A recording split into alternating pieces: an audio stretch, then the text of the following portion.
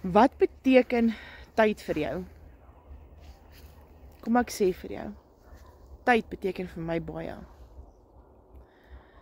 Want daar's nie altyd genoeg tyd om dinge saam met jou kinders te doen nie.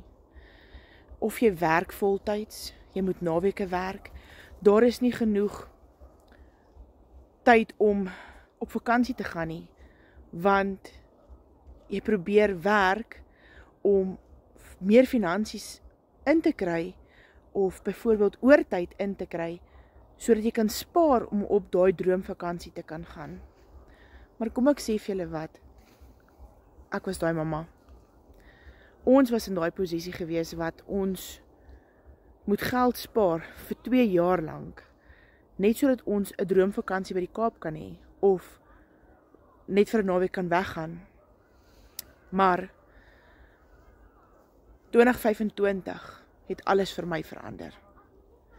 As jy nuuskierig is en jy wil meer weet oor hoe ek dit verander het, wil ek jou graag help. Komment reg en ek wys vir jou stap vir stap hoe jy ook dit kan bereik.